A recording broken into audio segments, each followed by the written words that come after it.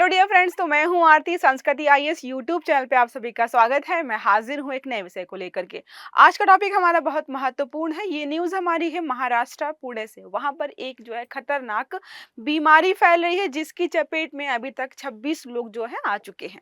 तो यहाँ पर हम समझेंगे कि बीमारी क्या है। तो बीमारी का नाम है यहाँ पर गुइलेन बैरे सिंड्रोम, जिसको आप शॉर्ट में जीबीएस के नाम से भी जानते हैं।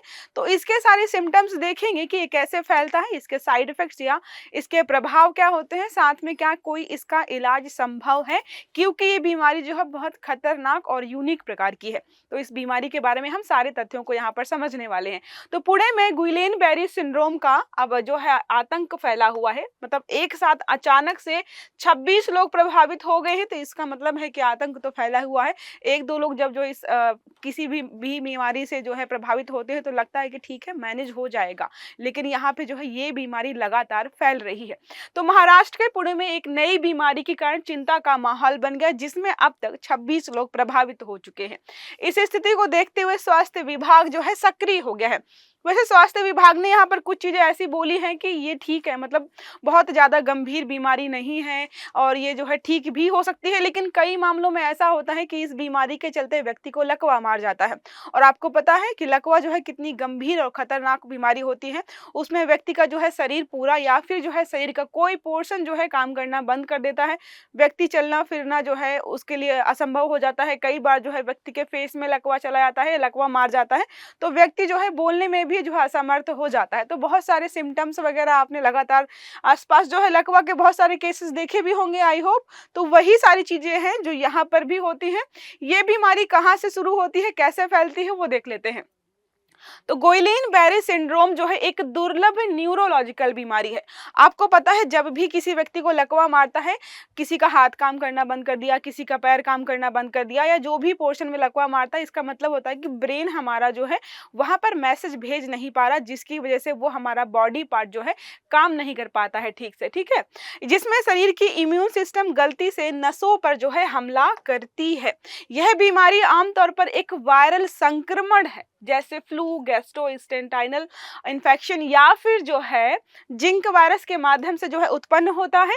शरीर की इम्यून प्रणाली, इसमें होता क्या है कि शरीर की इम्यून प्रणाली का काम क्या होता है कि कोई अगर खतरनाक वायरस दिखे, कोई बैक्टीरिया दिखे, या जो है खतरनाक कोई चीज हमारे शरीर के अंदर दिखे, उनको टारगेट करे। लेकिन इसमें इम्यून सिस्टम क्या करता है, गलती से हमारी नसों को टारगेट करता है, जिससे जो है झुंझुनाहट पैदा होती है और कई बार बॉडी पेन स्टार्ट हो जाता है। और जो दर्द शुरू होता है वो आपके पैरों से शुरू होता है। देखिए लिखा है, शरीर की इम्यून प्रणाली इन संक्रमणों से लड़ते हुए कभी कभी स्वस्थ नसों को भी नुकसान पहुंचा देती है।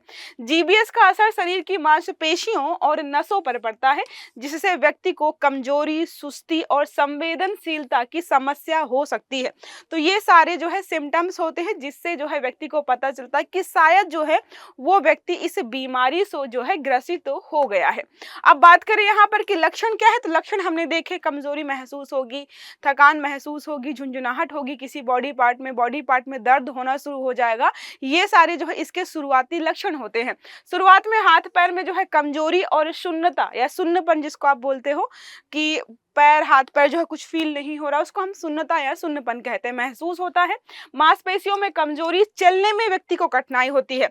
जैसा मैंने आपको बताया कि बीमारी के शुरुआत में ये होता है कि आपके पैरों में जो है दर्द होना शुरू हो जाता है, पैर के तलवों से जो है दर्द शुरू होता है, तो आपको चलने फिरने में जो है स्टार्टिंग में समस्या होने लगती है। कुछ मामलों में शरीर के निचले हिस्से से शुरू होकर ऊपर की ओर फैलता है।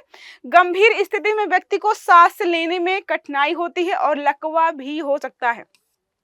स्टार्टिंग स्टेज तो बहुत नॉर्मल है कि पैर में दर्द हो रहा है, चलने फिरने में समस्या हो रही है, लेकिन अगर एक्सट्रीम कंडीशन हो जाती है तो क्या होता है, आपको सांस लेने में समस्या होनी शुरू हो जाएगी, या फिर क्या है, व्यक्ति को लकवा भी मार जाता है। यह बीमारी सभी उम्र के व्यक्तियों को प्रभावित कर सकती है, लेकिन ज्यादातर ये जो बीमारी है 30 से 50 साल के व्यक्तियों में ये जो है ज्यादा फैलती है। नॉर्मल जो है किसी को भी हो सकती है, लेकिन 30 से 50 साल के व्यक्तियों को ये ज्यादा फैलती है। अब बात करें कि इसका ट्रीटमेंट क्या संभव है, हाँ ट्रीटमेंट इसका पॉसिबल है। दो तरीके हैं यहाँ पर जो है जिसके माध्यम से आप ट्रीटमेंट या इलाज करवा सकते हो। पहला है प्लाज्मोफेरेसिस। प्लाज्मोफेरेसिस एक जो है विधि है जिसके माध्यम से जो है इसका इलाज किया जाता है। यह एक उपचार विधि है जिसमें शरीर से प्रभावित रक्त प्लाज्मा को, जो रक्त प्लाज्मा है जिसमें हमारी एंटीबॉडीज होती है, तो जो भी प्रभावित है, जो ठीक से काम नहीं कर रहा, उसको जो है बॉडी से निकाला जाता है। और जो है यह प्रक्रिया इम्यून सिस्टम से हानिकारक एंटीबॉडीज, देखो एंटीबॉडीज का काम है हमारी सुरक्षा करना, लेकिन क्या होता है इस बीमारी से ग्रसित व्यक्ति में उसकी एंटीबॉडी उसके खिलाफ ही जो है वहां पर काम करना शुरू कर देती हैं। तो एंटीबॉडी जो आपके एंटी हो गई हैं उनको पहले जो है शरीर से बाहर निकालने में मदद करते हैं, जिससे बीमारी के लक्षण को जो है कम किया जा सकता है। तो जो भी हमें सिम्टम्स दिखाई दे रहे थे, चलने फिरने में समस्या, पैर में दर्द, सांस लेने में समस्या या फिर जो है लकवा जैसे जो भी लक्षण थे, उनको जो है हम धीरे धीरे यहाँ पर कम कर पाएंगे। दूसरा तरीका है अंतःशिरा इम्यूनोग्लोबुलिन। थोड़ा सा नाम अजीब है, तो क्या है, इंट्रावेनस इम्यूनोग्लोबुलिन, आईजी के नाम से इसको जानते हैं। ये भी एक तरीका है जिसके माध्यम से जो है इसका इलाज किया जाता है। इसमें रोगी को उच्च गुणवत्ता वाले इम्यूनोग्लोबिन जो है कि एक डोज दी जाती है। जैसे हमारी एंटीबॉडीज हैं जो कि थोड़ी सी खराब हो गई हैं, जो हमारे एंटी हो गई हैं, उनको सुधारने के लिए उनसे और अच्छी गुणवत्ता वाले जो है इंजेक्ट हमारे बॉडी में किए जाते हैं। यह उपचार जो है इम्यून सिस्टम की गतिविधि को नियंत्रित करता है और नसों में होने वाले हमले को जो है कम कर देता है। तो जो हमारे नसों में हमले हो रहे होते हैं उसको जो है ये कम करने का यहाँ पर जो है प्रयास करता है। हालांकि ये उपचार विधियां लक्षणों को नियंत्रित करने में मदद करती हैं, लेकिन इस बीमारी का कोई स्थायी इलाज नहीं है। तो यहाँ पर ये बोला जा रहा है कि इसका कोई स्थायी इलाज नहीं है। परमानेंट है कि थोड़ा सा प्रभाव कम कर देंगे, थोड़े सिम्टम्स कम कर देंगे, लेकिन परमानेंट अभी इसका इलाज जो है नहीं खोजा गया है। इलाज के बावजूद गुइलेन बेरी सिंड्रोम के मरीजों को ठीक होने में समय लगता है और कभी कभी दीर्घकालिक प्रभाव हो सकते हैं। तो कई बार होता है व्यक्ति को ठीक होने में काफ़ी समय लग जाता है, कई बार जो होता है ठीक होने के बावजूद भी क्या है थोड़े बहुत जो है सिम्टम्स व्यक्ति के शरीर में रह जाते हैं। तो ये क्या है, एक न्यूरोलॉजिकल बीमारी है जिसमें हमारी जो इम्यून सिस्टम है या जो हमारी एंटीबॉडीज़ हैं वो क्या करती हैं, हमारी स्वस्थ नसों पर जो है यहाँ पर आक्रमण करती हैं, जिसकी वजह से हमारे शरीर में जो है सुन्नता या फिर जो है थकान महसूस होना, दर्द होना, या फाइनल रिजल्ट होता है जो वहाँ पे हमने आपको बताया कि सारी चीज़ें कैसे काम करती हैं, जिसके माध्यम से जो है व्यक्ति बहुत ज़्यादा बीमार होगा और लास्ट में क्या है उसका लकवा भी मार सकता है। तो ये रही आज की बीमारी, थोड़ी यूनिक थी और एक स्पेसिफिक पार्ट में भारत की चर्चा में थी, तो हमने देख लिया। कल को अगर एग्जाम में कोई क्वेश्चन आता है इससे संबंधित तो एटलीस्ट हमें 2-4 पॉइंट्स इसके बारे में पता होने चाहिए। एक इसी संबंधित प्रश्न हमारा है, गुइलेन बेरे सिंड्रोम कौन सी प्रकार की एक बीमारी है? कार्डियक रोग है, क्या हृदय से संबंधित है? न्यूरोलॉजिकल रोग है, क्या ब्रेन सेल्स से संबंधित है या श्वसन सांस से संबंधित है? पाचन रोग है, मतलब पाचन क्रिया से संबंधित है।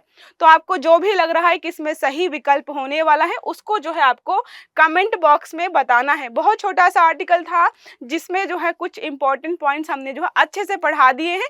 आप इसके शॉर्ट नोट्स बना सकते हैं ताकि जो है आपको जो भी इंपॉर्टेंट चीजें हैं वो याद रखने में आसानी हो जाए। आई होप आपको आर्टिकल समझ में आया होगा और अच्छा भी लगा होगा। तो क्लास अच्छी लगी है तो लाइक करिएगा, चैनल को सब्सक्राइब भी करिएगा, बेल आइकन दबाइएगा ताकि जितने भी हमारे आर्टिकल्स हैं वो आपको समय पर मिलते रहें। अच्छे से पढ़िएगा। Have a good day. Thank you.